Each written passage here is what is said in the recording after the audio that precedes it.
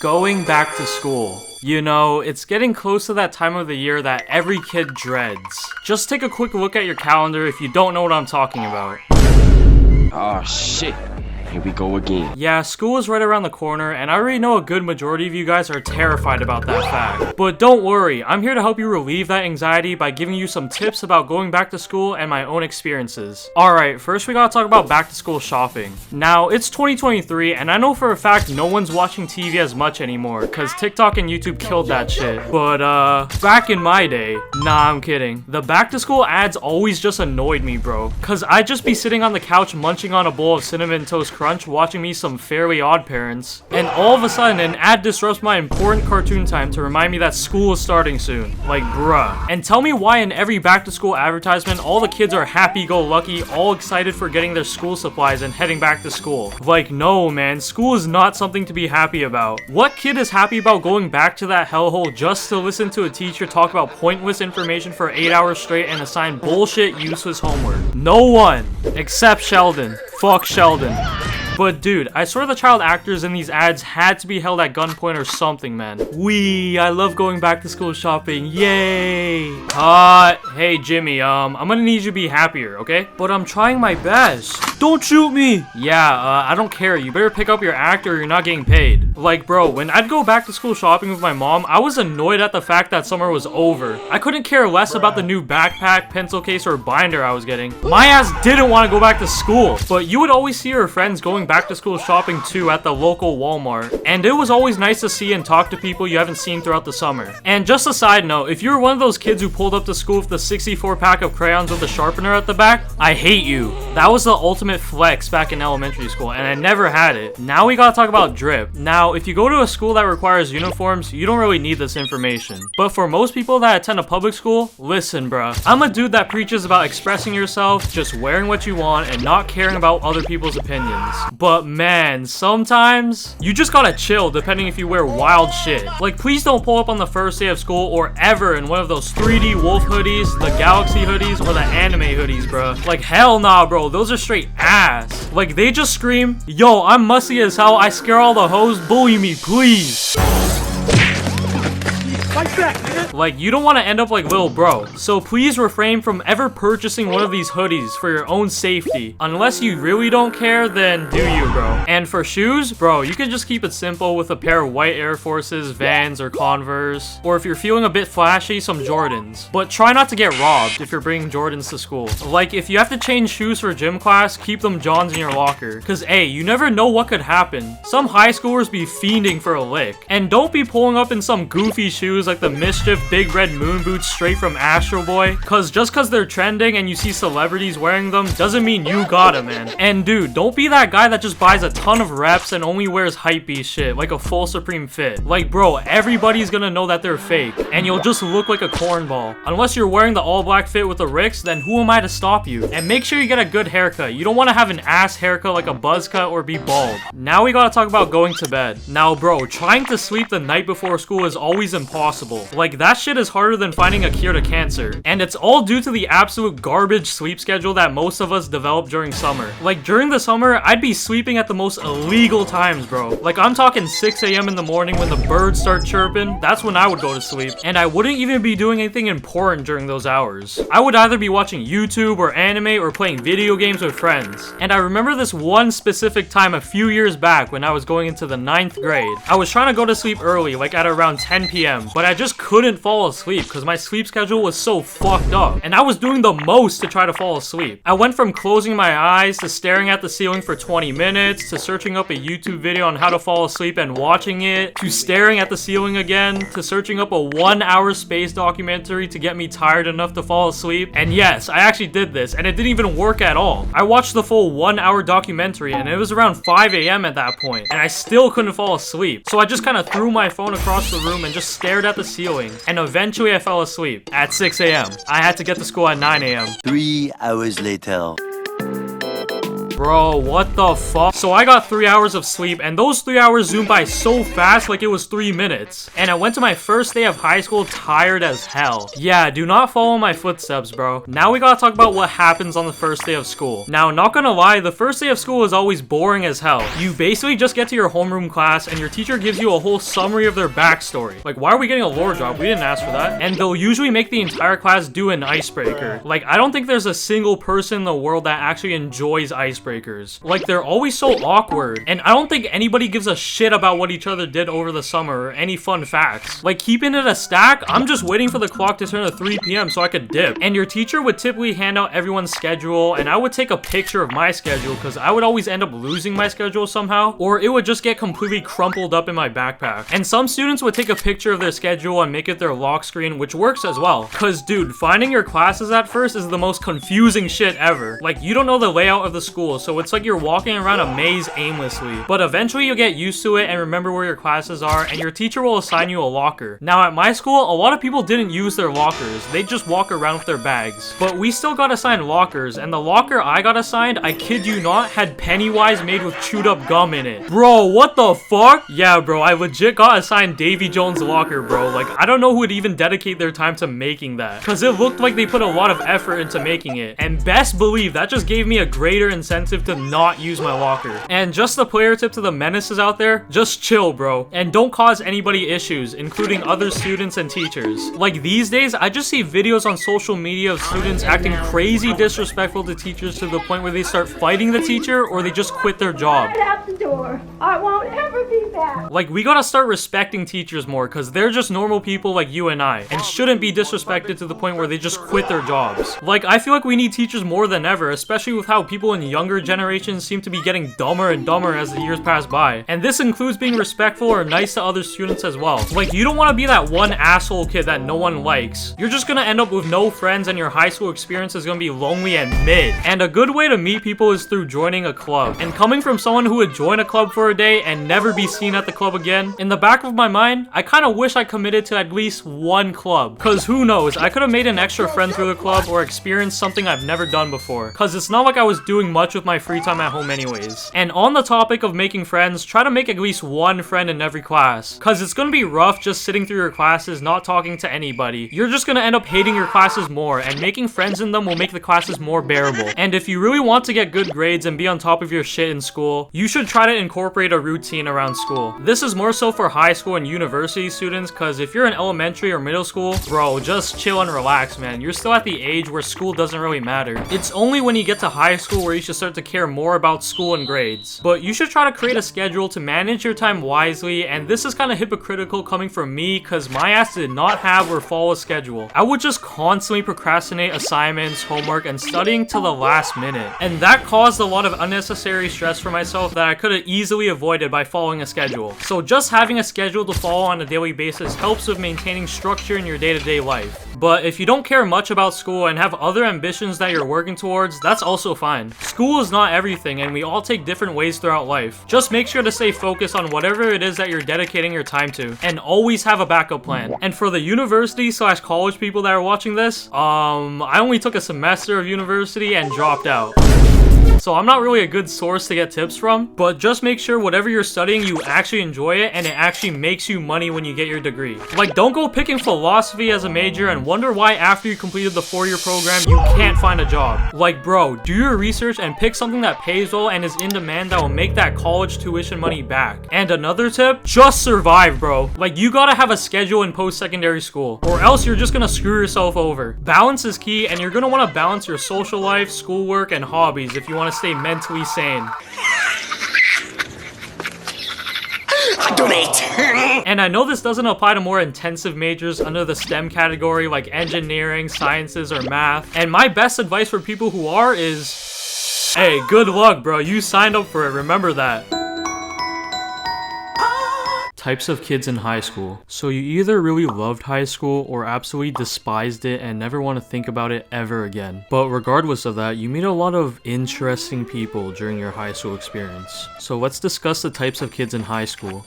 Okay, first up we got the smart kid. Okay, so the smart kid, they're always completing their homework on time and always paying attention in class and making sure they write down the notes to do well in their classes. And generally maintain an average of A- and above throughout all of their classes. Like, bro wants a successful and bright future for themselves and their future family.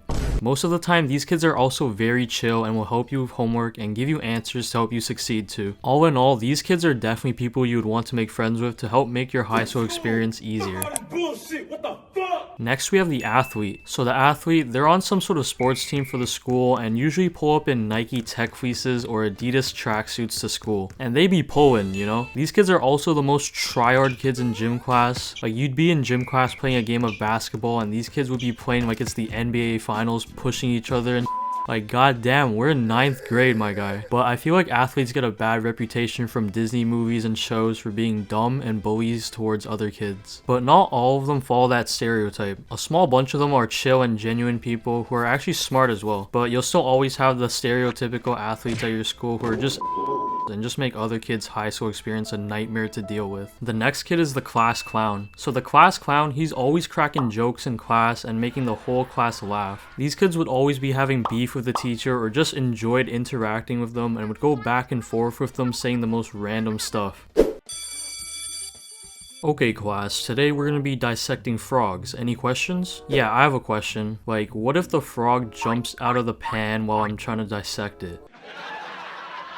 Okay, odd question. The frog is dead, so I don't think you would have to worry about that. Yeah, but sir, you never know for certain, you know? But sometimes the class clown makes a joke and no one laughs and the whole class just becomes silent. Okay class, today we're gonna be doing... Yo, my fault. The next kid is the band kid. So I'm sure we're all aware of the stereotype that band kids live up to, which is that they're really cringy. These kids also just be smelling funky too. Like, take a shower, put on some deodorant or cologne, and stop stinking up the place. Like, these types of kids definitely browse Reddit way too much and watch a lot of Call Me Carson and PewDiePie in their free time. These kids also just love to reference memes in like every single sentence they say, which is so cringe. Yo, dude, Miss Frizzle is like the worst teacher ever, man. Why is she so mean? Yo, I know, right? She's definitely not poggers. Bruh. What did you say? Poggers? You don't know what that means? No, what the hell? Oof, you're just a normie. This is not an epic gamer moment. I feel bad for you. I'm just gonna T-pose away from you now. Bro, shut the f. Next we have the homework gatekeeper. So this kid just gatekeeps the answers for homework and assignments. Like, I'm talking about those math practice worksheets that the teacher doesn't even mark, dude. Like, I would understand if it were like a presentation or an essay, cause you don't want to risk getting caught for plagiarism, but it usually plays out like you wouldn't understand one question and you would ask the kid closest to you for the answer, and they tell you everything but the answer to the question. Ah, crap, how did I do this question? Hey dude, do you know the answer to this question? Oh, okay, just go to your textbook and flip to page 435. Can you just give me the answer to it though? Okay, so just solve for here, then plug in. Bro, just give me the answer, bro. It's not even marked, man. Next we have the late kid. This kid just always shows up late to class like every single day consistently. But you'd be in class and halfway through the class doing like an experiment or like in the middle of a lesson, and that kid would just walk right in and the teacher would stop him and tell him to go to the office to get like a late slip. Like, this kid was definitely doing some side quest or something, cause why are you coming in midway through class? You know what? I'm not gonna lie, I was this kid, but only for my morning classes because I either always woke up late or I stayed in bed chilling playing Clash of Clans or watching YouTube videos for way too long. And I would enter my morning class like 20 to 30 minutes late all the time, and everyone would just stare me down as I entered the class as I walked all the way to my seat. Hey, at least I got some extra sleep. Next we have the Menace. So the Menace, he's rocking like some black Air Forces, some gray sweatpants, and a black puffer jacket. And he's listening to way too much Youngboy and King Von. This is a type of kid you don't want to mess with. He's always up to no good because the Menace is always getting into fights with other kids, and some of them, let's just say, don't only use their fists to fight and bring objects to school with them. Yeah, you know what I mean. And also avoid stepping on their shoes because something bad's gonna happen to you if you do. Yo, Jonathan, yo! Oh, yo, dude, I'm so sorry, man. I didn't mean to, like... Oh, so you just want to step on my shoes? No, no, no, no. I'm sorry. I'm sorry. Get him up, let him get up, let him get up, let him get up. Fight back, nigga. The next kid is the nerd. So the nerd, he plays a lot of video games and watches a lot of anime or Marvel movies. There's really two types of nerds, because a lot of nerds are really cool people, but a majority of the time, they're just annoying and are complete suck-ups for the teacher. Like, the teacher could have forgotten to assign homework for the class, and the nerd would be reminding the teacher like, sir, what about the homework?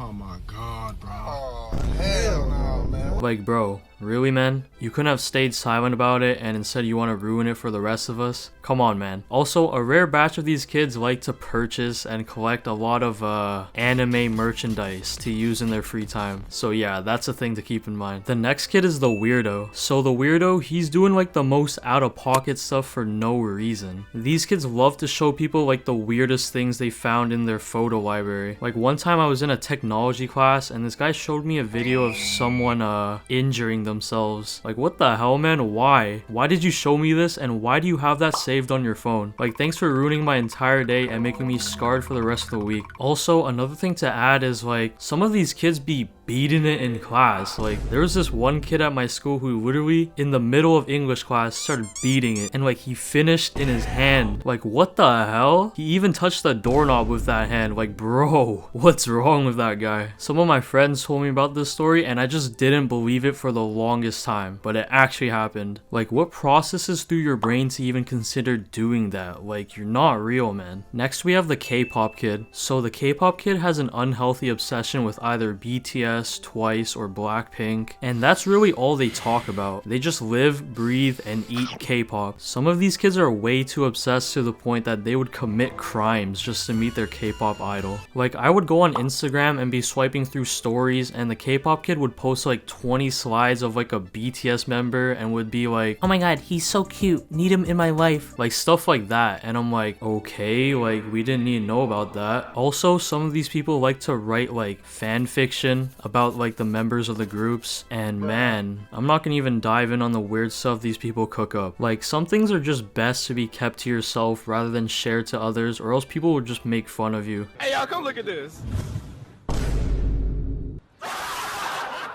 And finally, the last kid we'll be discussing is the wannabe rapper. So the wannabe rapper, you know, he's trying to be a rapper, he's dropping songs on SoundCloud and stuff, dressing like a rapper, all dripped in name brands and designer, but they're most likely reps. But like, I swear like 95% of these people be cooking up some trash music in the studio on some like 2017 type beat with like the worst flow, and they'll always find a way to plug their SoundCloud no matter the situation. You know what? I'll give them a try.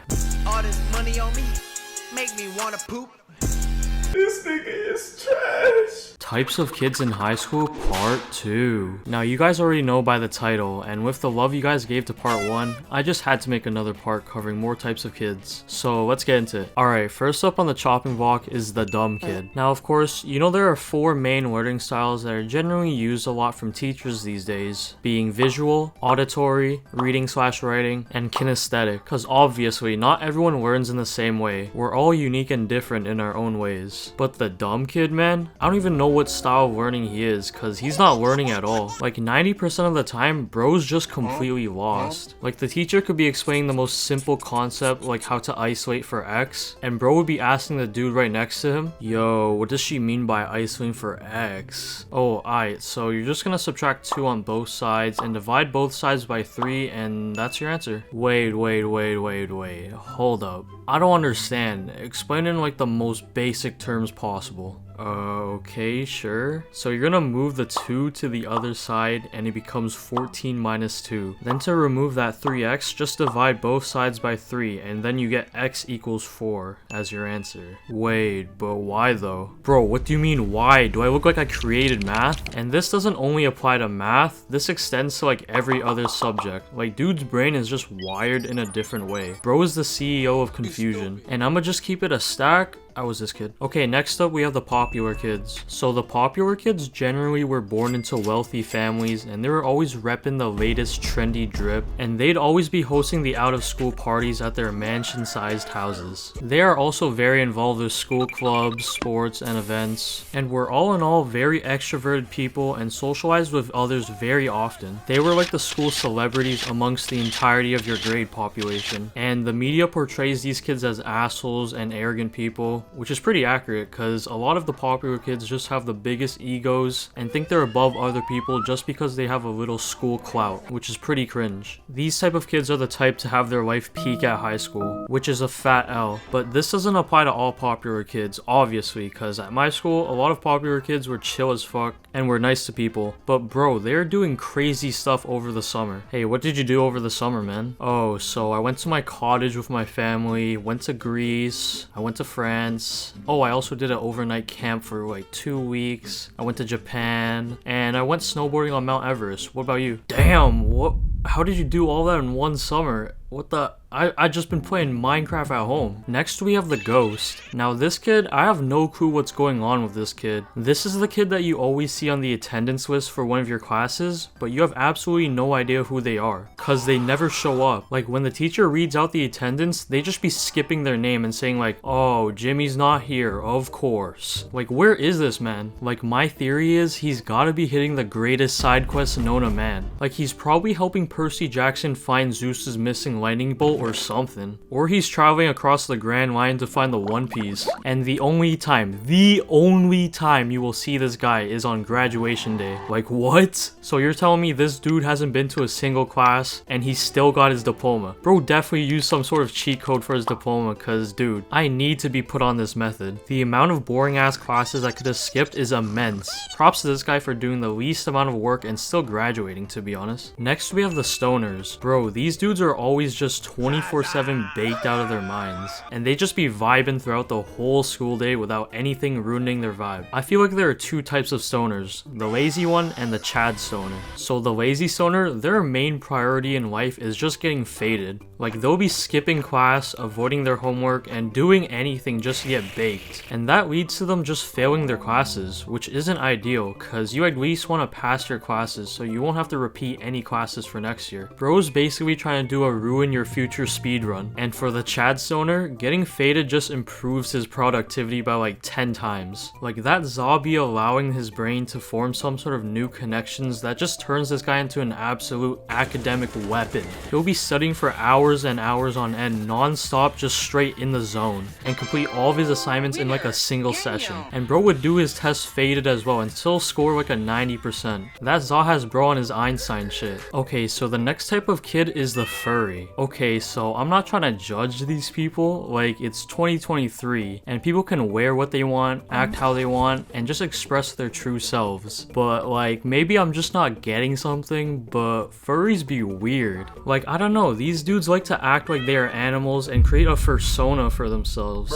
Which come on bro, like you're not an animal, man. And some of these kids like to play further into their act as an animal by walking around on all fours. And sometimes they'll have someone walk them around on a leash. Like bro, that's just taking it way too far. Luckily I've never witnessed something like this at my school, only the more toned down version, which is just someone wearing like cat ears. But then again, it's 2023, so like whatever. Next we have the loner, and I'm not talking about no popular loners. Get that shit out of here, that's a myth. But the loner, he's really just in his own world. Like he's really antisocial and doesn't like talking to other people, leaving them alone with no friends and no one to really talk to. You'd see them at lunch eating all alone at the table on their phones or reading a book, and man, if you can, just go up to them and talk to them, because maybe they do want friends deep down and people to socialize with and feel like they belong to a group of people, or they just absolutely hate other people and don't want anything to do with you and others, and that's why they just keep to themselves, which then okay, that's their problem to deal with then. Next we have the NPC. Now these kids, they just spawn in randomly at your school. They're the type of kids that you never even knew went to your school, and randomly on a day you just saw them in the hallway and you think to yourself, wait, this guy goes to our school? Then you would try to go up and talk to them and it'd be like, hey dude, I didn't know you go to our school. What's your name? Carl. Okay, so what's up with you, Carl? I am going to math class later. Hooray! Alright, cool. So, do you play any sports? Yes, I play esports. Aight, bro, like the conversations you'd have with these types of people, like, I don't know, man, like, these kids are like AI generated or something. Like, their code only allows them to have specific responses for certain situations. Like, they're literally robots. These are the types of kids who'd run to class if they were late, and these kids would be eagerly waiting for the school day to end, and they just instantly disappear and head on back home. How do I know this?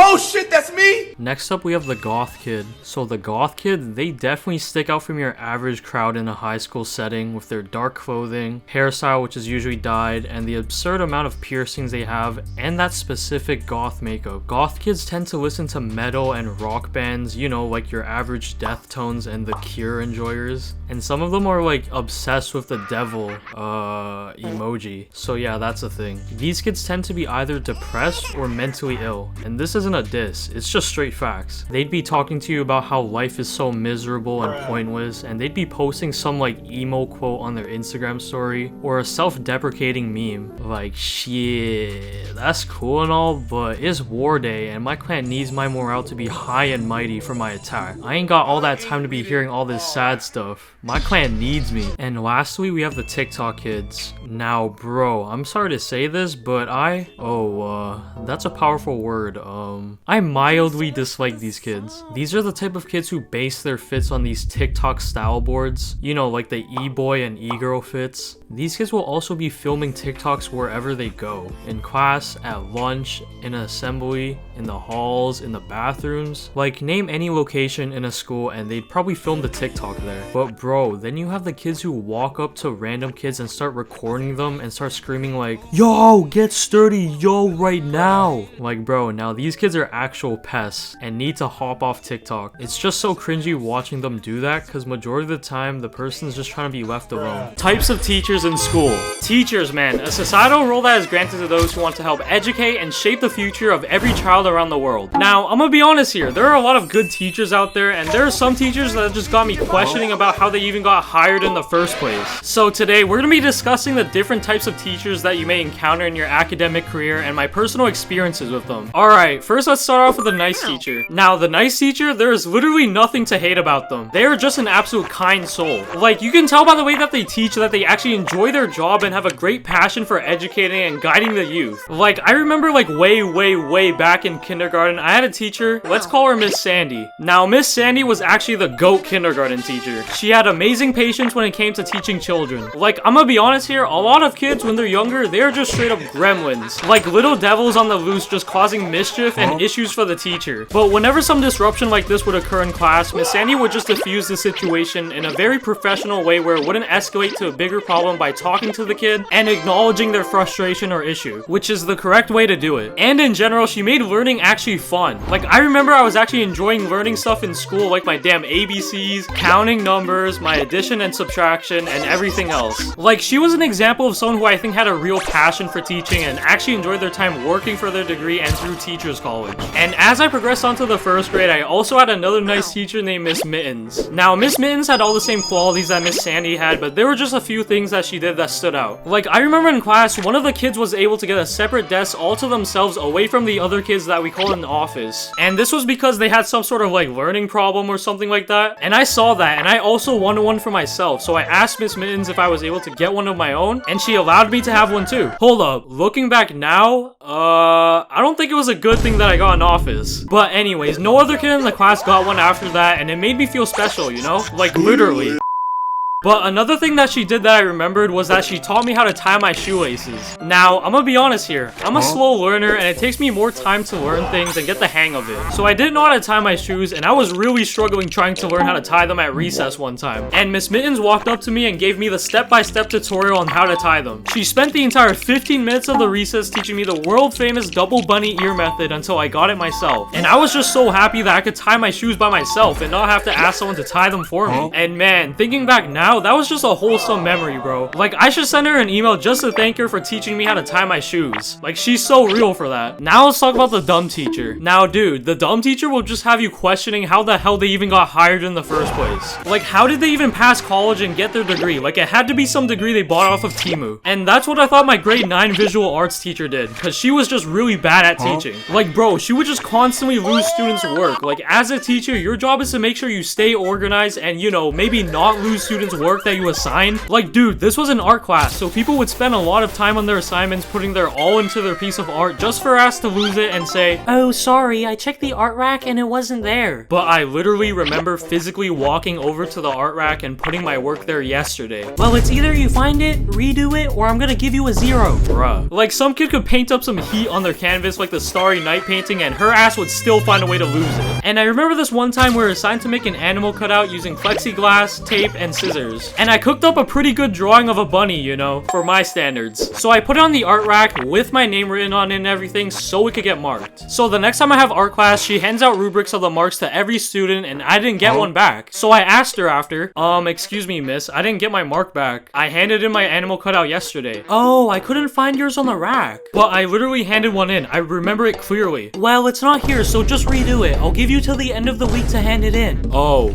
Sure. Bro, I was fuming, man. Like, she lost it, bro. Like, it was her fault and I'm getting done dirty. So I had to redo it while she moved on to the next lesson and it was just so ass. Because not only was I behind, my rabbit ended up looking even more shit than the last one. Like, nah, bro. I probably got a shit mark on it too. And apparently she was notorious in the school for losing kids' work all the time. Like, she was a serial killer, but for losing homework. Yeah, fuck her. Now we gotta talk about the substitute teacher. Now, the substitute teacher, it's really a coin flip. Like, you can have a super chill substitute teacher or a shitty one. But I feel like most substitute teachers are very chill, especially if they're like a younger teacher. If your sub is like a 60-year-old lady that looks like the grandma from SpongeBob who wanted chocolate, hey man, chances are she's gonna be a pain in the ass to deal with. But one thing that happens way too often is that, bro, right when you notice that your regular teacher isn't in the class and that it's a substitute teacher, you already know that class is gonna be fun. Cause they don't teach lessons, it's usually just a free period to do homework or watch a movie, aka fuck around with your friends. Cause like, man, substitute teachers just really don't have any power from the student's eye. Like, most students would be doing anything but their homework when they had a substitute teacher. Students would be talking with their friends, they would be on their phones watching something or playing video games, and someone would ask to go to the bathroom, which is just another way of saying that they want to roam around the halls with their friends. And shit, some students would even just dip from school and head on home. Like, no one cared about the substitute teacher at all, because they really couldn't do much but just sit and let things happen. Because they're only there for the one-day quick bag, so most of them didn't mind it too. But sometimes you'd have that one supply teacher that just observes all the chaos that occurs during the class, and they stay silent the entire time until the end of the class when all the students leave. And that's when they write up a wicked note of all the chaotic events that just went down, and the names of students who were misbehaving thinking they gonna. And oh man, when your regular teacher sees a note that they left, man, you already know the entire class was about to get flamed next class.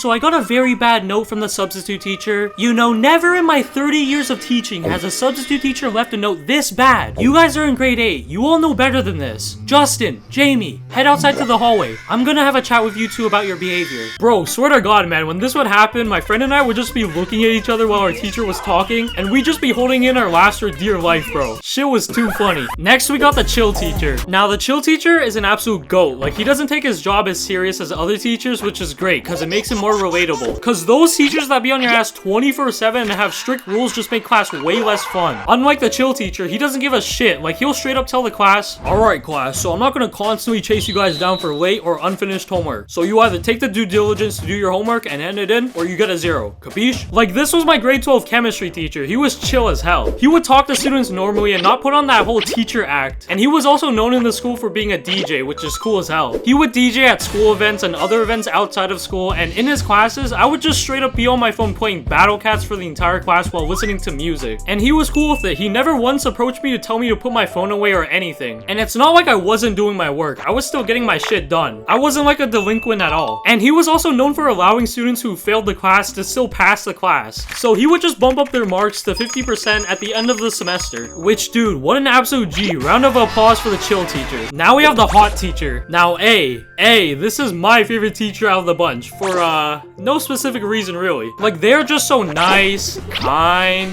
helpful, smart. Whoa, hold on, my fault guys. I was getting a little hypnotized. But bro, there's just something about the hot teacher that will have you paying extra attention to her lessons. Like, I'm talking about putting your all into focusing on what they're saying, wanting to help out with errands, and staying after class for extra help. Hey, you already know, man. All of a sudden, I turn into Lightning McQueen and I speed on over to the scene to help out. And man, back in like grade 5 and 6, I had this teacher for French class. Let's call her, Madame Sylvie. Now, holy shit, bro. Madame Sylvie was just so fine, man. She wore glasses, wore red lipstick, and had that tiny French accent when she spoke. Bro, grade 5 me was mesmerized and excited for French class always. Because not only was she bad, she also made learning French fun. Like, she would let us play bingo in class with French words and give strawberries to whoever won. Like, bro, that just added to it, you know? I feel like every other dude in the grade was crushing on her hard for sure. And dude, whenever you had a hot substitute teacher, man, like, you'd expect substitute teachers to be like old grannies. But that one time you get a hot substitute teacher, dude, I'll start caring about them and respecting them straight up. I won't be a menace in that class. But you only get to see them for that day and they're gone forever. And dude, at my high school, there was a teacher who taught co-ed gym class, and bro, she looked like a straight up model, bruh. Like, she had no business being a teacher at our school. Like, on some glazing shit, she should have been on the runway for Paris Fashion Week or on Vogue magazine. But bro, I didn't take co-ed gym in grade 12. That was my biggest mistake yet. And dude, I just gotta talk about my grade 12 physics teacher too, man. Let's call her Miss Singh. Now bro, first day of physics class, I walked into the class, I saw our teacher, and I was like, damn, why is she kinda bad though? Like, since the first day of physics class, I knew, man. And you best believe I was giving my full attention during those lessons. It's Mr. MVP, Simp! And bro, I remember one time at lunch, I was talking to one of my friends. Yo, I'm not gonna lie, our physics teacher is kind of bad, bro. Hey, you think so too? Hey man, you got taste for real, but yo, back off. She's mine, bro. Nah. Hold on. I had a crush on her first, bro. Oh, hell nah. I was a day one Miss Singh soldier. You gotta back off, dude. Yo, what the hell? Me too. You know, we would joke around about this for the next few months until we found out she was married and had a kid. Bro. It should have been me, not him! It was over, really. Like, how could I compete at all? Like I had a chance in the first place. But you guys think that stopped me from having a crush on her? I would treat her better, honestly. Psh. Like, I got so many better qualities than her husband. Like, 1, I'm goated. 2, I worked at a restaurant as a buster and made millions. 3, I was broke. Like, I definitely could have treated her better, guys. Come on. Okay, I was just coping, but hey, at least I got her to sign my yearbook. That's a dub, right, guys? Right?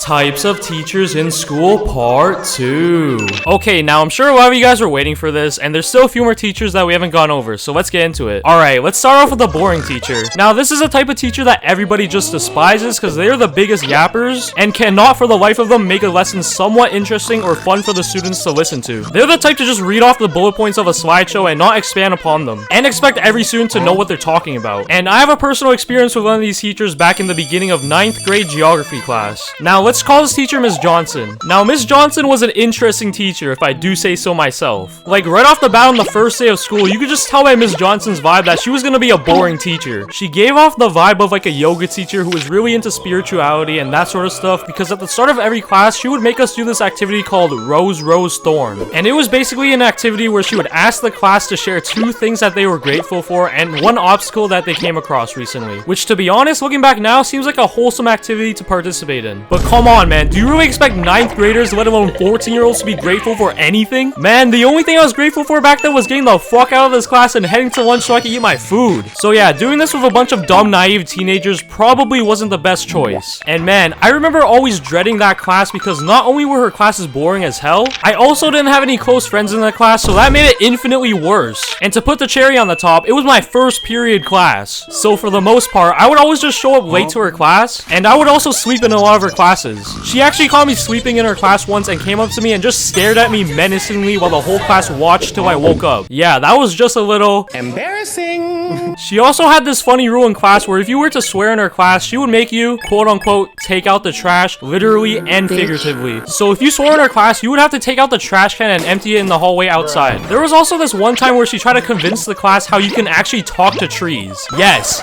trees. Like, she was yapping about how if you were to sit down next to a tree and talk to it every day, it would remember you or something. Now, if this doesn't sound like something a crazed lunatic would say, I don't know, man. Trees don't have a consciousness, bro. Like, how does that even make sense? And then one more funny story that happened in one of her other classes is when Miss Johnson was trying to show the class something on the projector. One of the students unplugged the projector and plugged in his charger to charge his phone, and she got pissed off, as any teacher would. Have you been feeling down recently? According to recent studies, Gen Z is least likely to report very good or excellent mental health out of all generations, which is why this video is sponsored by BetterHelp. BetterHelp's job is to make therapy more affordable and accessible with the use of online therapy sessions with a licensed professional, making BetterHelp a great alternative for people struggling to find a therapist in their area. By filling out a quick questionnaire, BetterHelp can match you to a professional therapist in as little as a few days. So whether you're struggling with getting out of bed in the morning, anxiety, depression, or you've been contemplating your existence on this blue floating rock that we call Earth a little too much, therapy can help you gain a different perspective revolving your life, improve your mood, and rewire the way you think and feel about yourself. And if you don't think your therapist fits your needs, you can easily switch to a new therapist at no additional cost. So if you're struggling and need somebody to talk to, consider online therapy with BetterHelp. Click the link in the description or visit BetterHelp.com/LoneE to get 10% off your first month, so you can see a licensed professional to see if it helps you. Thank you to BetterHelp for supporting the channel. Now back to the video. Next, we got the Karen teacher. Now this teacher you absolutely do not want. They'll absolutely ruin the fun of each and every class they teach, and they'll always create some BS rules around the class that annoy everybody and will get angry at students for the most pointless and stupid things. And back in middle school, I swear to God, bro, I had the worst 3 teachers ever. Like, they were straight sent from the Akatsuki to bring everybody in my grade suffering. Now, the first teacher was our middle school French teacher, and she had a low temper.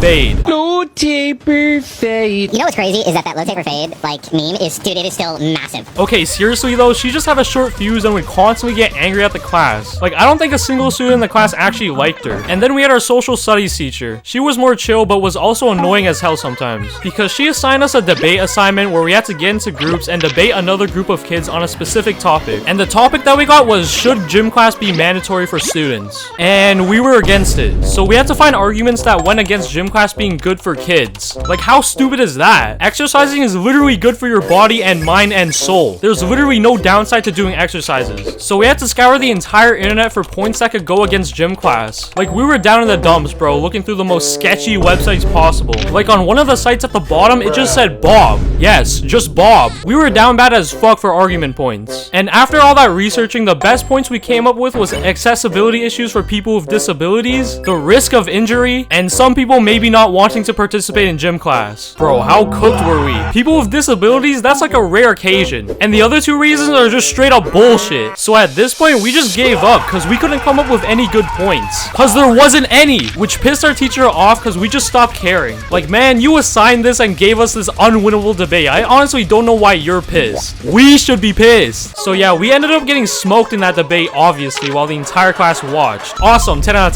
10. Would not do again. And for the third teacher, she taught us math, and she was the worst of the 3. She was like a textbook definition of what a Karen was, because every time you'd interact with her, you would be met with so much passive aggression. And there was just one time where a few students thought it'd be funny to tape memes in the hallway. You know, a harmless little prank, let's say. And once our math teacher saw this, she got so pissed. You wanna know what she did? She gathered all the students alongside with other teachers in what we call a town hall meeting. And it was basically just a way for them to flame all of us for the memes and everything else we've been doing wrong. Like, they said that it was quote unquote vandalism. Like, what? We just taped paper on the wall. It wasn't even that serious, and they're painting it like we just bombed the school or something. Like, I would get their claim if someone like broke something or spray painted the wall, but we literally just taped paper on the wall. Like, how dumb are you? So yeah, town hall meetings sucked ass. It was just a way for them to get their anger out and cook us. And there weren't even any town halls. Like, what the hell? False advertising. Next, let's talk about the yapping teacher. Now, this teacher is one of my personal favorites, and for a great reason. This teacher will go on and yap about the most random things ever for the longest time. And a lot of the times, they yap about something really interesting, like stories that have happened in their lives or just something goofy. I remember this one time in my grade 12 English class, we had a substitute teacher, and he was hands down the best substitute teacher I've ever had. He was just really nice, and he would talk about the most random stories that came up to mind. And he would joke with the class a lot. He even swore around the students. That's how you know a teacher is chill, if they be swearing. He even told us that his son was apparently a YouTuber as well, and funny enough, I've actually watched his content before, but I'm not about to say the channel name. But that was just just a crazy fun fact drop. This YouTuber's pops was teaching our class casually, which was funny as hell. And dude, shout out to the kid that just keeps asking questions to keep making the teacher talk more so we waste more class time. You're the GOAT for real. And next we got the corny teacher. Now the corny teacher, they're trying way too hard to be that cool teacher everybody likes, because they'll go great lengths just to be seen as hip or cool, and will always make the worst dad jokes that'll make you cringe. Hey sir, sorry for being late. I stayed up all night studying for this test. Hey, what did you do? Wake up on the wrong side of the bed? Shut the fuck.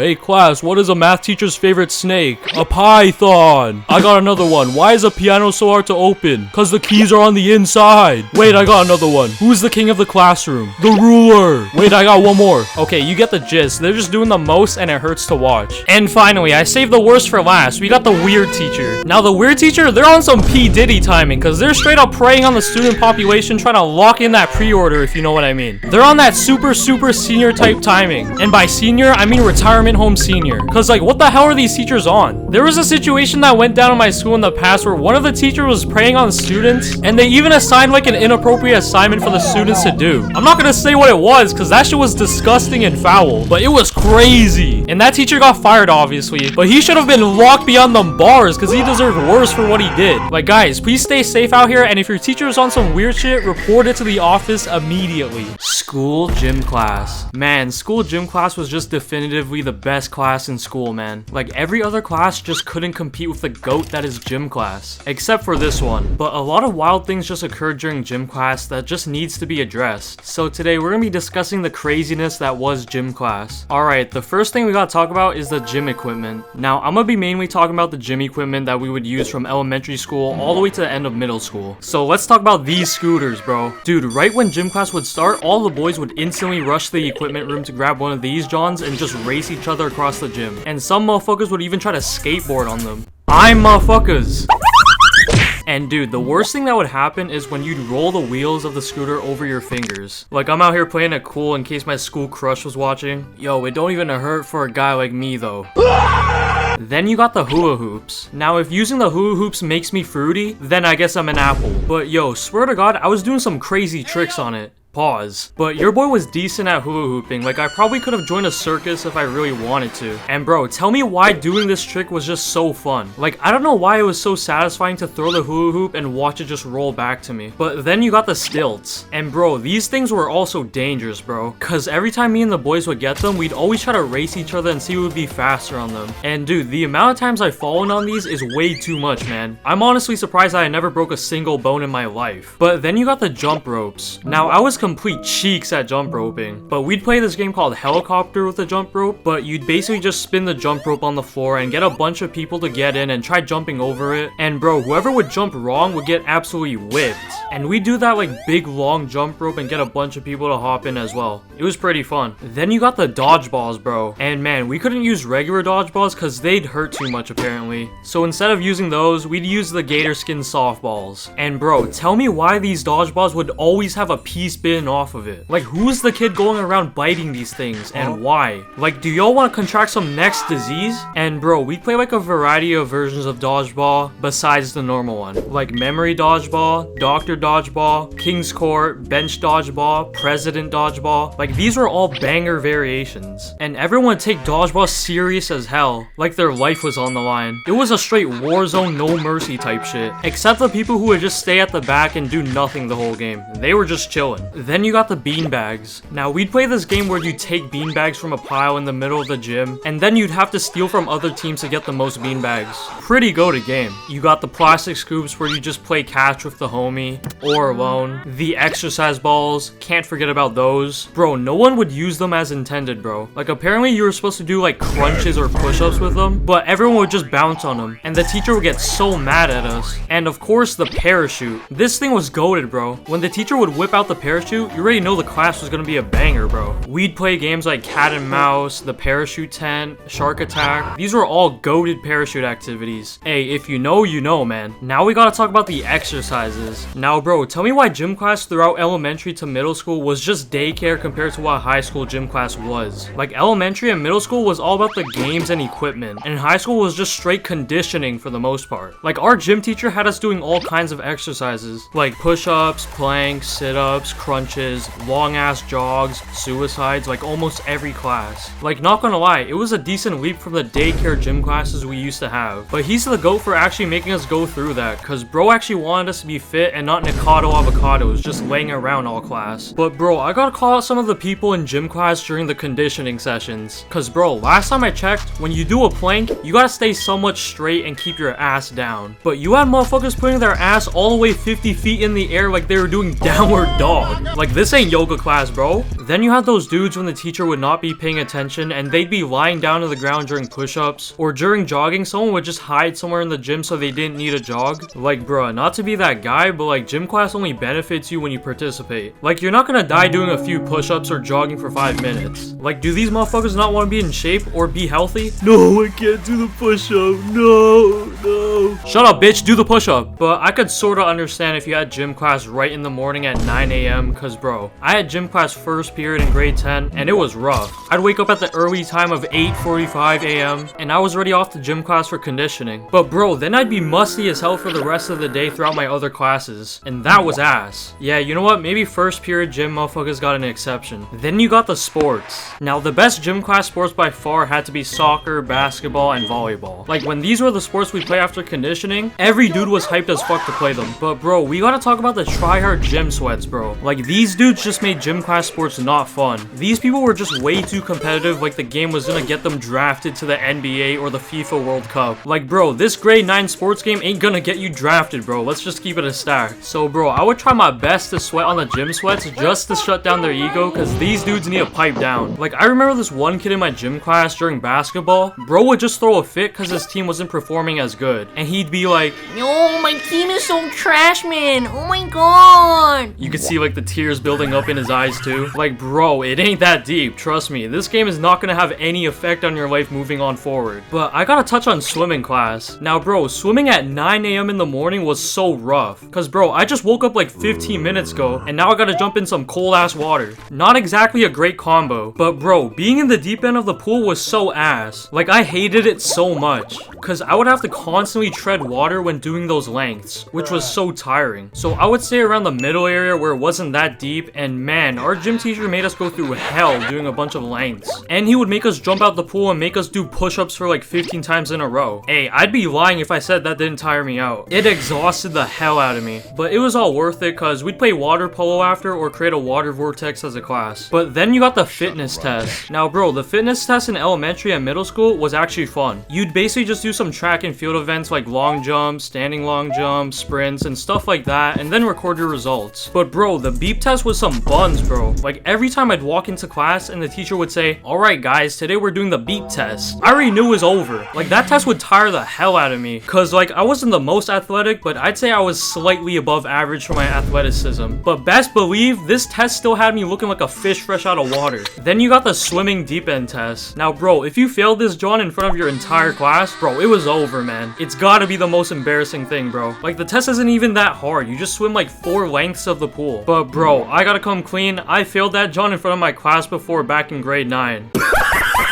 Cause I was some ass at swimming before, and after that, I was never the same. Best believe I started practicing my swimming to make sure I didn't fail that John next year. I really went on my anime training arc, bro. And the following year, I passed that John easy. And now I'm decent-ish at swimming. I only know from crawl. And at my high school, we had to do something called a 12-minute run to test our endurance, and that thing was buns. You just run around a track for 12 minutes and count the amount of laps you completed. And bro, long distance running is my off for real. And we had something called a heart rate lab where you jog, run, and walk for a specific amount of time, and then you have to track your heart rate after it and record it. Yeah, that's kind of it. But now let's talk about the locker rooms. Now bro, gym locker rooms made every dude revert back to cavemen. Like, dudes would be doing the weirdest shit in there. You'd have dudes blasting music, acting sus, towel whipping dudes, taking off someone's towel, slamming lockers, and for some reason, you'd always have that one motherfucker eating before class started. Like, ain't no way you didn't finish your lunch. And then you'd have your gym teacher coming into the change rooms and start yelling at everyone to hurry the hell up. Boy, what the hell are you guys doing? Hurry the fuck up. And bro, some dudes don't even be using deodorant. Like I remember this one time we had a rough gym class where we got our asses worked, and I was walking down the stairs to get to the change room, and bro, this dude, not gonna lie, he was kind of chunky. He walked past me, and bro smelled like an entire fish market, bro. Like goddamn, the scent invaded my nostrils and started going ham. Like I'll never forget that stench, bro. It was terrible. Like I don't understand how you could smell that bad. Like bro needed a shower and put in some deodorant ASAP. And finally, we got the gym teachers. Now my gym teacher, bro, was like a military sergeant. Like he was chill at times, but if you were to piss him off, it was raps for you. Like he was from Australia too, so you know bro was tough as nails. If your hands don't look like this while you're eating your lunch, you must be a liberal sissy. But bro, this one time we were doing a run just for conditioning, and there's this one student, let's call him Oliver. Oliver was trying to hide so he didn't need a run, and bro got caught red-handed, and my gym teacher proceeded to flame the ever-living hell out of bro in front of the entire class. Oliver, you're done like dinner! And bro got sent to the office. And this one time in my middle school, one of the special ed kids were acting up, and you wanna know what my middle school gym teacher did? Bro took the kid to the equipment room, shut off the lights, and locked him in there. Like what the hell, bro? Like I'm not no teacher, but I'm pretty sure that wasn't the correct thing to do there. You could hear bro screaming and shit in the equipment room. Yeah, that teacher was interesting. But bro, we gotta talk about the creepy gym teachers. Now the gym teachers at my high school were goats, not creepy weirdos. But bro, just watch out for these creeps, because I've heard countless stories about these dudes online and from other people, so just be careful out there. School field trips. Bro, everyone knows this, but school field trips were goated. Like I know a lot of these schools would make us go on some lame field trips, like to the local park, the library, or even another school. But like you can't lie, those lame field trips still hit. Anything was better than staying inside your classroom, and just the feeling of getting away from your class and walking, taking the public transport, or hopping onto the bus with your whole class just hit different thinking back on it.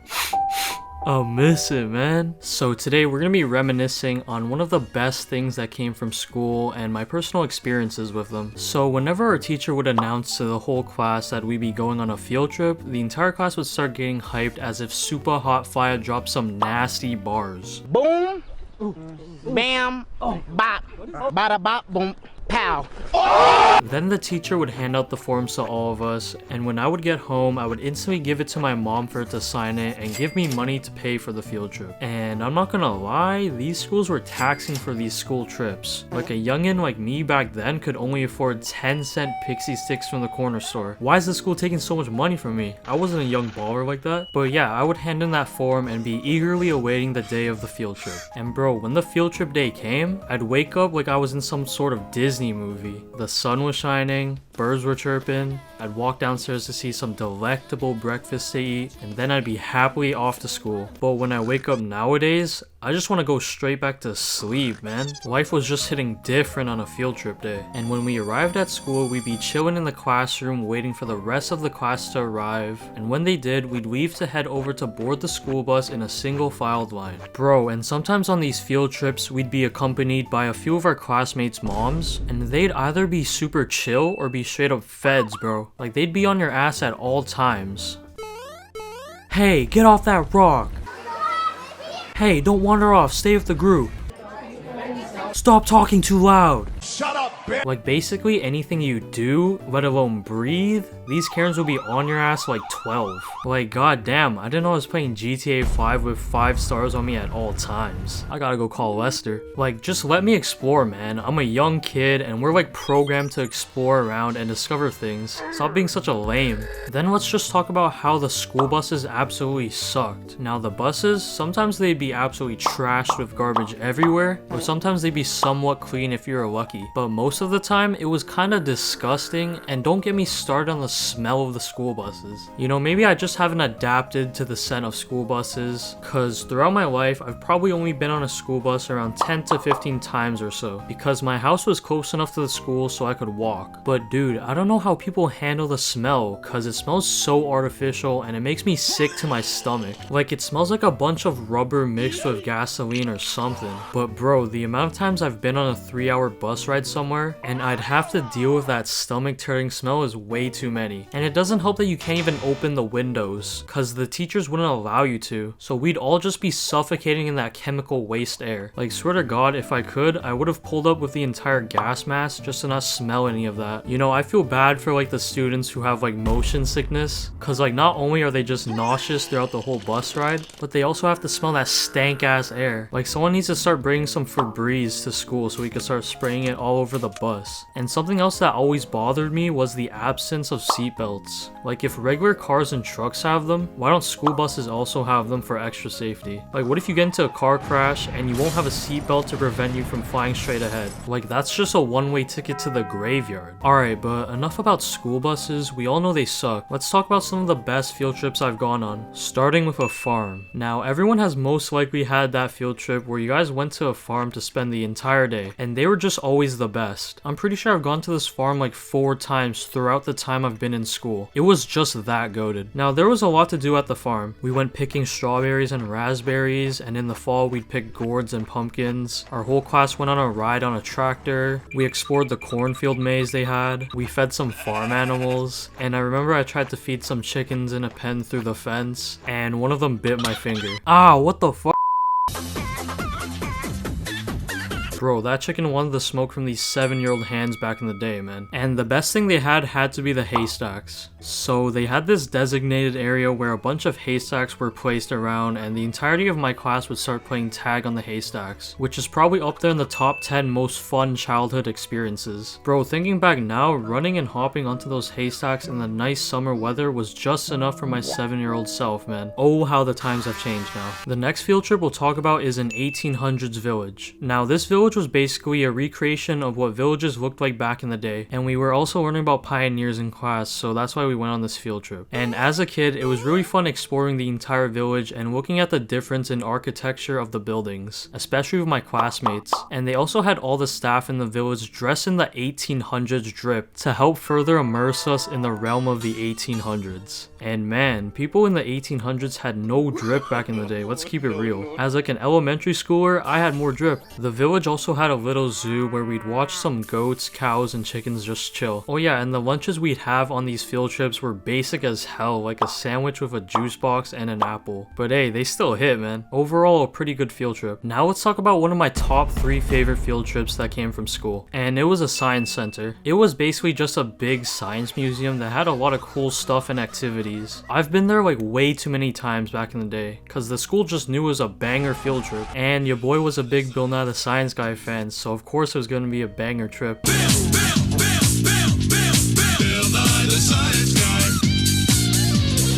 Science rules. They had so much cool stuff, like a giant Rube Goldberg machine, a rainforest section with animals, and it actually had humidity like a real rainforest. They had a cave where I tried to scare strangers in and hide from my classmates. They had this tornado machine that required you to run around in circles to form a tornado.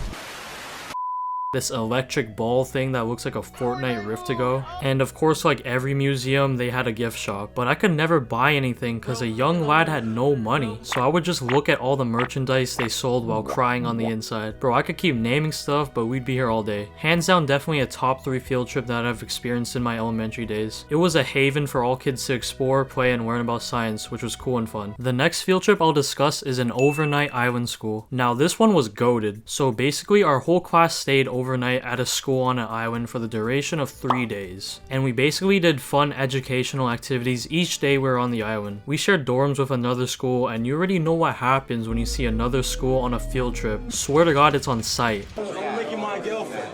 Works tomorrow. Yeah, it's Valentine's.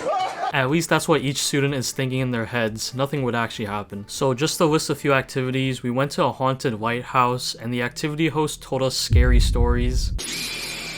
We played a game called Predator and Prey, which was basically Manhunt with a few extra steps. We biked around the island, we went hiking, they taught us some survival skills, we fed chickadees. We did like a photo scavenger hunt, which required us to use cameras that they gave us to take pictures of things. And we had a nice relaxing night walk through the beach. Bro, they even fed us breakfast, lunch, and dinner. Like, let's go. Man, these were some good times. A funny thing that occurred on this field trip was when it was bedtime, we had to get back to our dorms and into bed. bed. So I quickly went to brush my teeth and I headed back to my bed and up to the top bunk, and I was ready to sleep. So I laid down, and a few minutes later I hear one of my friends scream, "Good night, sexy people!" And everyone in the dorm was laughing like crazy. We were like in the 5th grade, alright? So that word was pretty funny. It was peak comedy. But yeah, he got in trouble for doing that obviously and had to talk to the teacher. Overall, island school was a W field trip, and I will remember it for the rest of my life. By the time I reached high school, field trips literally became extinct, bro. Like the dinosaurs.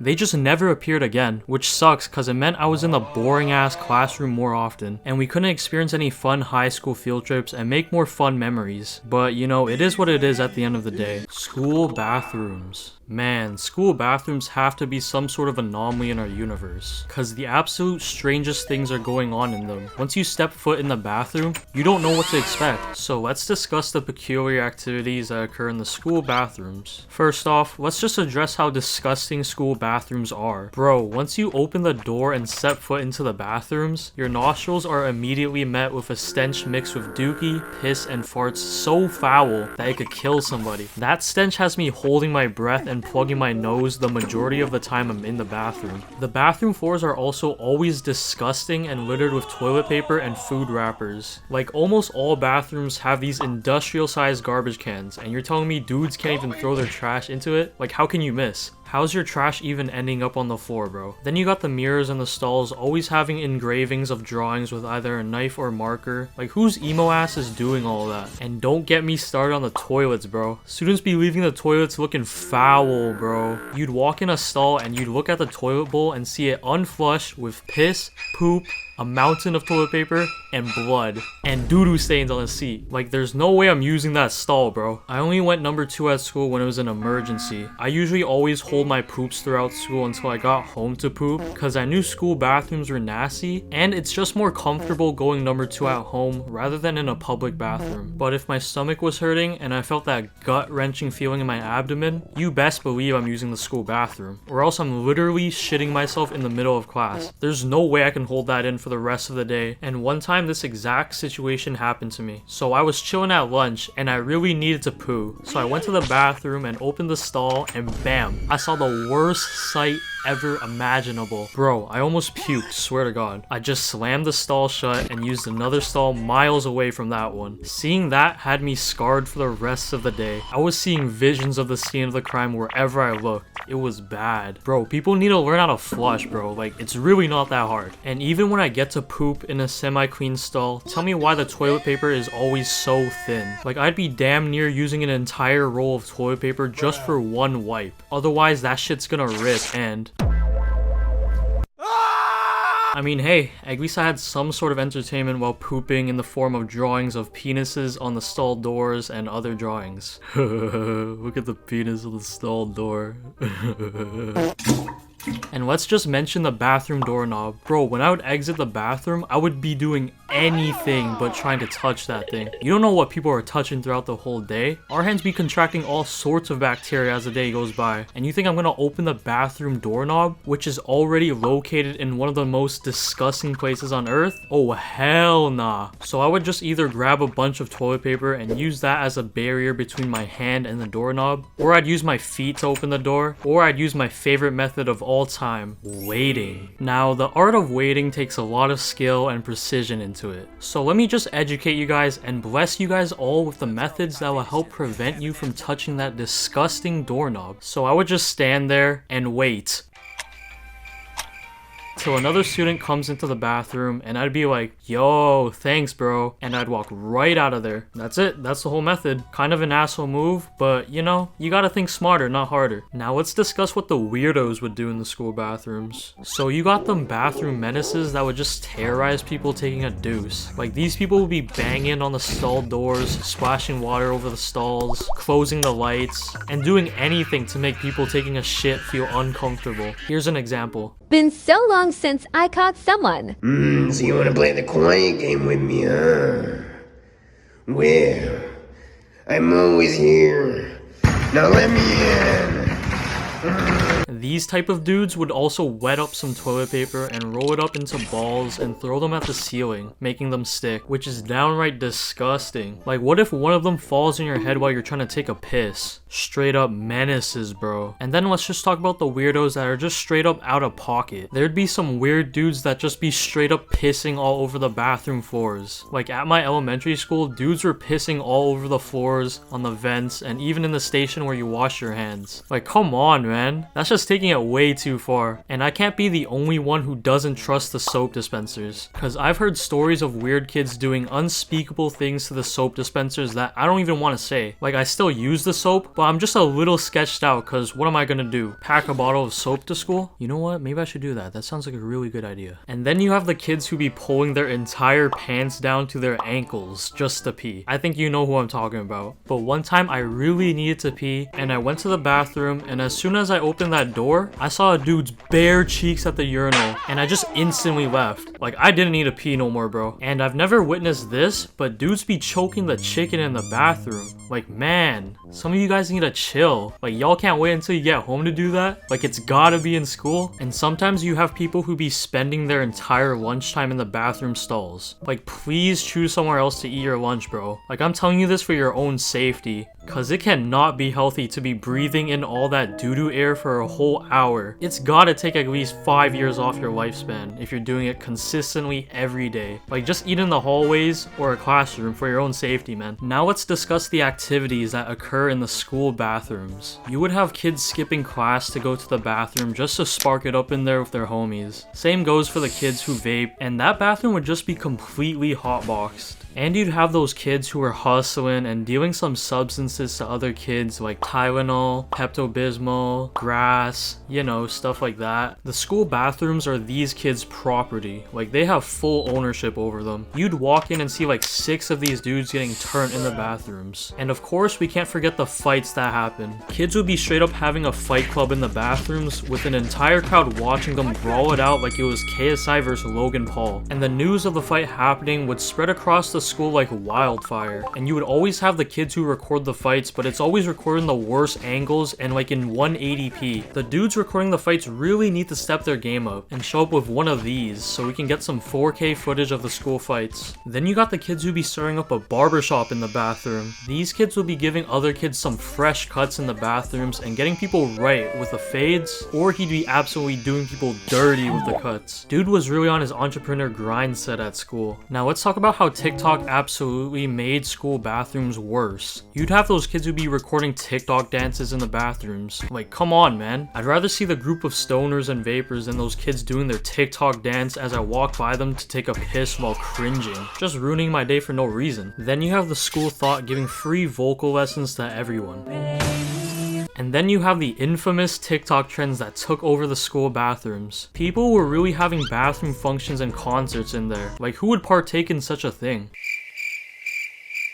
Okay, you got me. I was one of the bathroom function attendees. So at my school, people were planning a bathroom function for the last day of school. And you know, a bunch of dudes pulled up to the bathroom and we were getting turned in there. But then teachers and the hall monitor found out fast and we all had to disperse and dip out of there. And the people who set it up got in trouble. Here's some footage of it. I'm the biggest bird, I'm the biggest bird. Then the principal made an announcement on the speakers. So it has come to our attention that there has been this thing going on in the school bathrooms called bathroom functions. Yeah, this is just unacceptable behavior, and this does not represent what being a student at our school is. Man, shut your bitch ass up! Yeah, the bathroom function trend was a 10 out of 10. But now let's discuss the devious lick trend. Now this trend was just straight up out of pocket. People were really stealing items in the bathrooms, like it did not matter what it was. Toilet paper, soap dispensers, urinals, toilets. Hell, they might have even taken the entire bathroom itself. Everything was fair game to the devious lickers. Then these people would get home and record a TikTok of their loot. Like, realistically, what are you gonna do with a broken soap dispenser and toilet, bro? This trend had the principal on his knees begging on the school announcements for people to stop. Guys, please stop this devious lick thing. We have no toilets left in the bathrooms. We have nowhere to take a dump. I took a dump in the sink. Please let this stop. Then after the school complaints, people were really trying to atone for their sins with angelic yields, and they would start donating shit to the school bathrooms. Dudes were really giving toilet paper, hand sanitizer, and even TVs, bro, thinking that's gonna atone for their wrongdoings. The damage has already been done. Then you got the people who are just straight up destroying the bathrooms and breaking toilets, mirrors, and urinals. Like, come on, man. No wonder the school bathrooms are always dirty, because of all the atrocities that kids are committing in them, making the janitors not want to clean up all that crap. Like, if I was a janitor and walked into the bathroom and saw it like this, I'm straight up quitting on the spot, or I'm complaining to whoever runs the school for a raise, or it's on site. School rules. Man, the rules that teachers are making in school these days just sometimes make no sense, or are just completely stupid. Like, the rules these teachers be implementing into the classrooms make school feel more like a prison than this prosperous environment for children to learn and develop into a member of society. Like, we are the future leaders of the world. I think we deserve some better treatment, which is why I'll go over some of the worst rules that schools have implemented. Alright, the first thing we'll talk about is the starting times of schools. Okay, now the typical starting times for schools can range from like 8 to 9 a.m. in the morning. Like, who's trying to go to school this early, man? Like, all I'm trying to do is sleep at that time. Like, we gotta start some sort of petition to make school start a little later in the day. Cause like, I can't do these 8 a.m. or 9 a.m. classes, bro. Schools need to start at either 10 or 11 a.m. I feel like that's a more reasonable time. You know, it gives me more time to rest up and I won't be extremely exhausted right in the morning as compared to when I'm in class and it's 8 or 9 a.m. Like, bro, at that time, I'm doing anything but paying attention to the lesson. I'm out here dozing away in the middle of class and thinking about what I'm gonna eat for lunch. So yeah, make school start later. The next thing is the no being late rule. Now, with school starting this early, how do they expect us to not show up late, bro? Every student's got their own distance to travel to get to school, whether it be by public transport, walking, biking, car, or whatever. And I feel like school should be more lenient with lates because of that. Like, school could start at 9 a.m. and at 8:59, my ass is still sound asleep.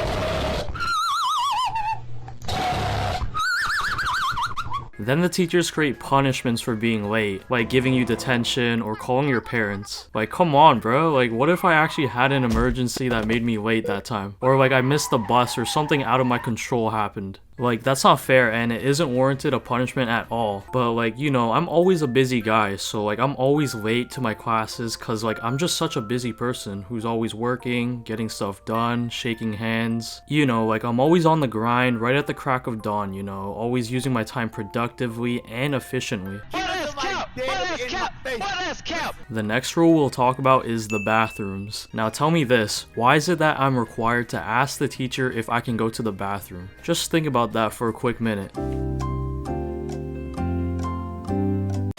Yeah, it doesn't really make sense, right? Like, why can't I just go when I need to? Like, it's something that I can't control when I need to go. So like, if I need to go, I gotta go. Why do I gotta be like, miss, may I please go to the bathroom? This would be the same with water breaks too. Like, screw that, man. And sometimes the teachers be making up some bullshit rules on top of that. Like, oh, you can only go to the bathroom at the beginning or at the end of class. Like, what? What if you gotta go in the middle of class? So you just gotta hold your shit in? That's not right, man. If you gotta go, you gotta go. It's like a basic human right. And bro, the one thing that pisses me off the most, man, is when you go to ask the teacher to go to the bathroom and they say, oh, can you? Like, shut the fuck up, I'm about to smack you. But I won't, and I'll still ask respectfully cause I'm respectful like that. Bitch. This gets me so riled up, man, but yeah, even when I got to use the bathroom, my school would use these bullshit rules like, you can't go until Jimmy gets back, or in my elementary school, you'd have to take someone of the opposite gender as a buddy to the bathroom. Like, bro, I really gotta wait for Jimmy's ass to finish hitting the vape or pen while I'm out here struggling keeping it together. And dude, the rule that was made in my elementary school was just stupid. Like, you couldn't go to the bathroom by yourself or with your own gender because we would be reckless in the bathroom. So I'd had to go to the bathroom with a girl and they'd just be waiting outside the boys' bathroom while I did my business and vice versa. Like, I don't know, man, a pretty odd rule to enforce upon your students. Now let's talk about hoods and hats. Now, I don't know why, but teachers just extremely hated hoods and hats. Like, teachers would see a student wearing one and instantly snipe them. Like, I don't understand the reasoning for why we can't wear them in class. Like, what if your barber messed your cut up and you don't want others seeing your bald egg-headed ass, but a teacher tells you to remove it and the whole class clowns you for your Humpty Dumpty ass?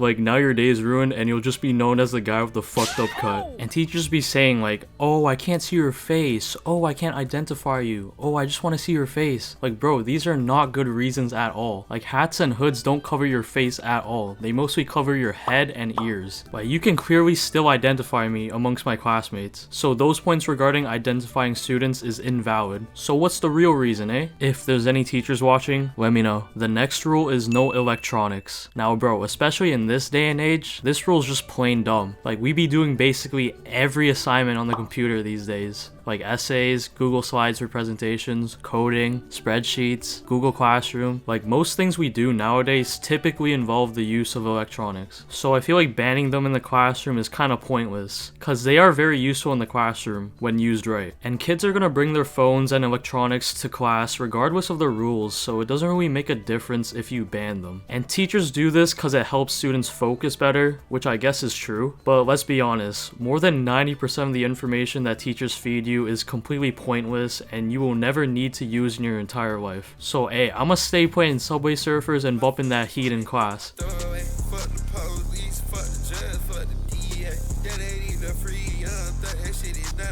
Now the next rule is no doing other homework in class. Now this rule is actually the most stupid rule ever created. So some teachers would really be enforcing students to not do homework from other classes, and bro, this is just insanely stupid. Like, I'm in school and it's a place where I'm meant to do homework and educate myself, and the one time I choose to lock in and get shit done, now I'm not allowed to do it all of a sudden. Like, this happened to me before. So I was in my kinesiology class and my next class was biology, and I had a unit test on things like the cell cycle or something like that, you know, like mitochondria, the powerhouse of the cell type shit. And I was on my grind in kinesiology class during a work period, and my kinesiology teacher walks up to me and says to me, "Oi, what's this?" "Oh, it's my biology notes. I'm studying for a test next period." "Oi, this is kin class, not biology class. Put those notes away." "Oh, okay." Bro, I'm screwed for this test. Bro, he's a op for doing that. Now let's talk about hugs. Now at my middle school, hugging people became like a trendy thing, so kids in my grade were hugging their friends more often than usual, and the teachers were like, "Hey, we don't like that,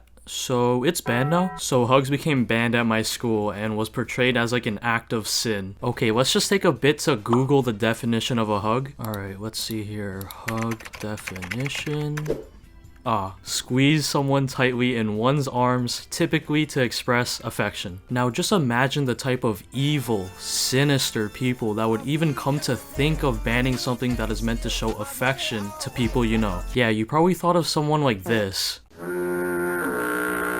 I don't know, man. If you're gonna ban such a harmless act like hugging, I don't know what your priorities are, man. Now let's talk about dress codes. Now for dudes, the dress code didn't really matter. We just pull up in like sweats and a hoodie and call it a day. And I'm a dude, so I don't know how it was for girls, but from what I'd guess, it was probably pretty restrictive. And I feel like students should be able to wear what they feel like to school, unless it's like some t-shirt that just says like fuck on it. That would be pretty bad. But other than those outliers, yeah, express yourselves, man. And speaking about expressing yourselves, let's talk about uniforms. Now, I've never been to a school that require uniforms, but they just seem so lame, man. Like, everybody around you got the exact same drip and loadout. Like, you guys look like NPCs with your uniforms on. Like, what do I look like repping a uniform with the school's logo and name plastered on it? That's on some next level meat riding for your school, man.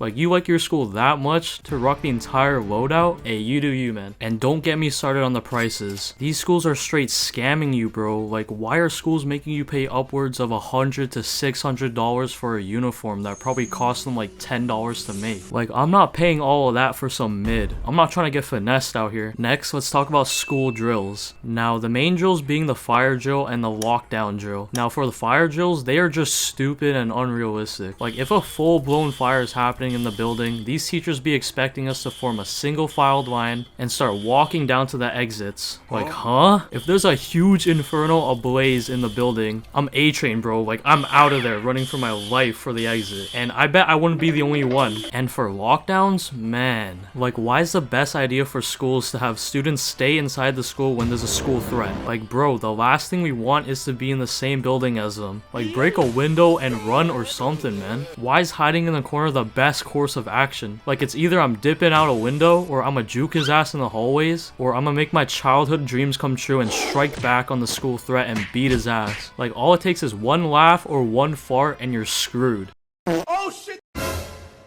And the last rule we'll discuss is no eating in class. Now this rule is just annoying. Now I feel like a lot of people could relate to kinda. So usually I would get up like 20 minutes late for school, and I'm late, so I would just skip my breakfast. And now I'm just in class chugging water and chewing gum while starving. And you remembered that you packed a granola bar and you start eating it, but the teacher's like, "Hey, no food in class." Like, bro, come on, man. You don't know the situation I'm in right now. I'm starving, man. I need some eats. Like, one time I was power studying for a calculus unit test during lunch, and I couldn't eat my lunch because I needed to study for the test. And after I fucked up the test, I ate my lunch in English class because my English teacher was really nice and chill. School presentations. Man, school presentations. You were either really good at them and enjoyed speaking in front of the entire class, or you absolutely dreaded them and were shaking in your boots all throughout. And me? Well, I hated them, like a lot. So today, I'm gonna yap about how presentations sucked balls and my personal experiences with them. Now, let's start off with the process that goes into a presentation.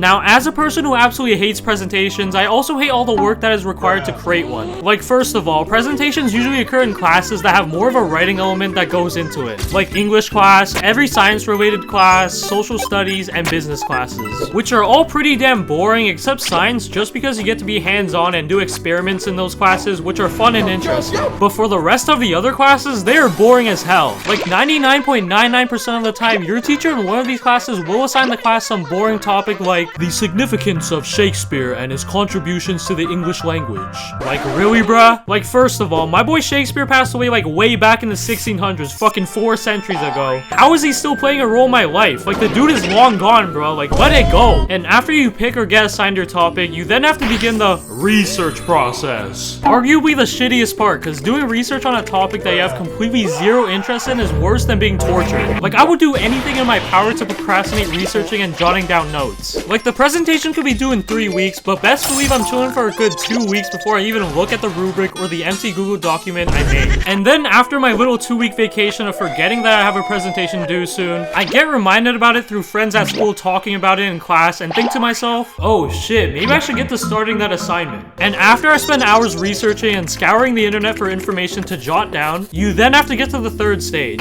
actually making the presentation. Now listen, I used to make my presentations from the default templates that Google Slides gave you, and that is a huge mistake because if you're trying to make your presentation look good, doing it from scratch is not the move at all. Because my presentations would end up looking so scuffed that would look something like this.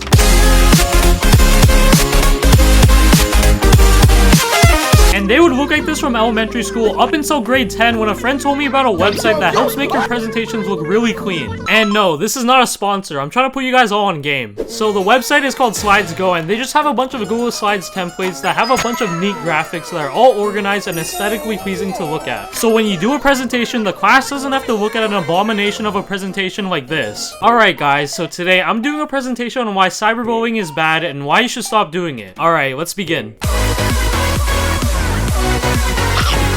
LoneE, step outside into the hall. I'm gonna have a chat with you. So yeah, please take my word and use that shit, bro. It honestly changed my life when it came to making presentations. And just a side tangent, let's talk about sources or the reference list real quick. Bro, you know, in theory, making them shouldn't be that hard, right? You just put your website into an auto citation generator like EasyBib and you're all set to copy and paste into your reference list. But no, tell me why every time I copy paste my citations from EasyBib, it always gets reformatted and won't let me indent the other lines one space over. And then I have to rewrite the citation from scratch myself just to get it formatted correctly. Like, bro, EasyBib, fix your shit, man. This gets so annoying because every time I finish writing something, I think I'm done. Until I remember I have to do citations, like, bruh. And bro, don't you just hate it when your teacher also makes you complete sources for the images you use in your presentation too? Like, bro, what do you mean I have to cite the images? You're telling me I gotta make separate citations for the 50+ images that I included in my slideshow on top of also making citations for the websites I use? Like, nah, that's some bullshit, because I gotta find every single website those images were from. Like, why can't we go back to the elementary ways of doing citations by just providing the website links? Why do we gotta make some weird format like APA and MLA just to show credit to someone? It's annoying, man. And finally, once you've done all the previous steps, here comes the presentation part. The worst part. Dude, growing up, I've never liked presentations in the slightest. Me and public speaking do not mesh together whatsoever. And every time I would get up to present solo, it would not end up well. Cause my ass would be nervous as fuck. Alright, thank you for that presentation, Michael. Alright, LoneE, you're up next to present, bud. Okay, don't be nervous. Just act normal and stay calm. Today I'm gonna be talking about... Hey, yo, that boy's shaking! He nervous! No, I'm not, bro. You're the one who's nervous!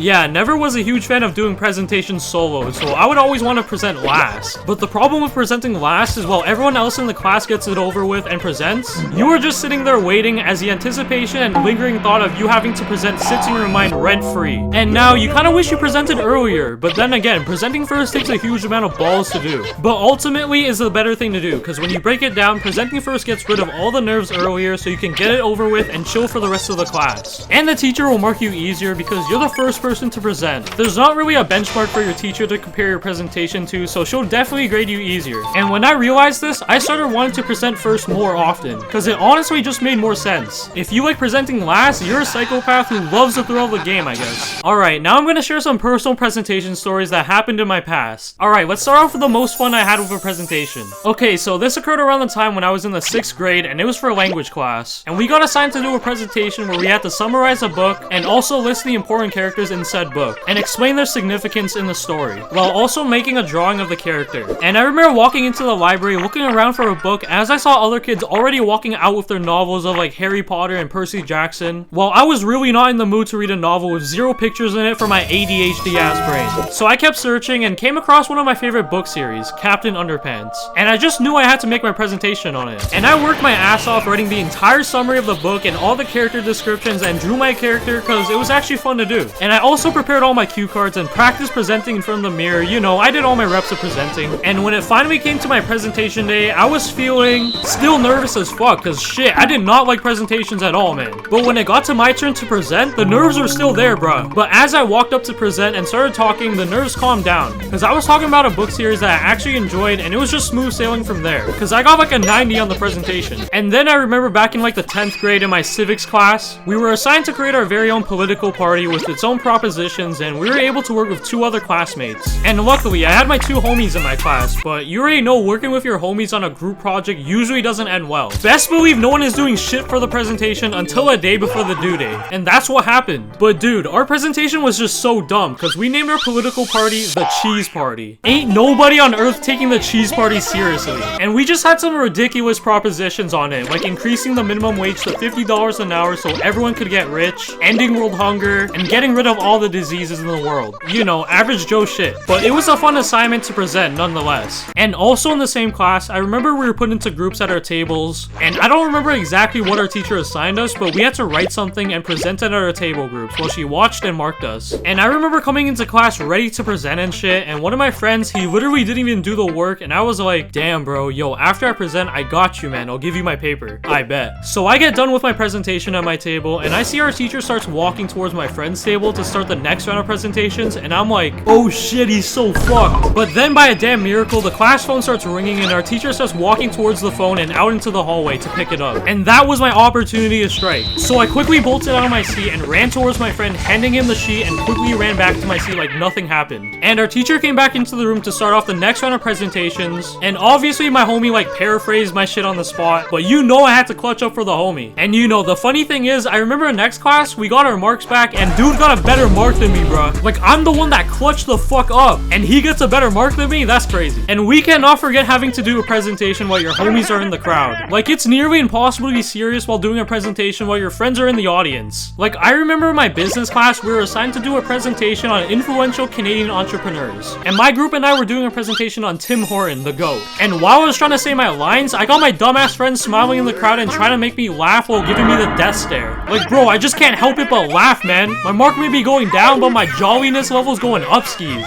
And dude, there was this other time in French class where my friends had to present an assignment about our lunch. And bro, tell me why one of my friends made the most low budget ass presentation of all time. Bro, like shit had a white background and like 2 words with a PNG of the food. Like this dude spent 0 time on it, because I remember we were on a call while we were working on it and he was talking about how he finished it pretty fast. While I was still preparing my first slide, I was like, damn, I guess he did a lot beforehand. But nah, it was the complete opposite. Low-key goated done. And then my other friend had to present next, and it was just a total mess, cause we just couldn't stop laughing while he was presenting. And he couldn't stop laughing too while he was trying to say his lines, and our teacher was just not having it, cause he gave his ass a 70 on the presentation, while my friend who made that low budget ass presentation got an 85%. Like, we dead ass sabotaged him from laughing too much. But hey, all I know is that it feels way better being in the audience and making your friends laugh than being the friend who's presenting and needing to lock in and doing the try not to laugh challenge. And let me just touch on the online Zoom presentations. Now bro, these were just completely stupid. Like, I remember for my grade 11 English class, we had to make a presentation on influential social media figures. And my group and I picked to do our presentation on LeBron James. And dude, while doing our presentation, I already knew like 90% of the class was not listening at all, bro. Like, online school was just not real. I already knew people had the call muted, were sleeping, taking a bubble bath, walking outside, taking a shit, like literally any activity, bro. Because who would actually listen during those long, grueling Zoom calls? They were some straight ass.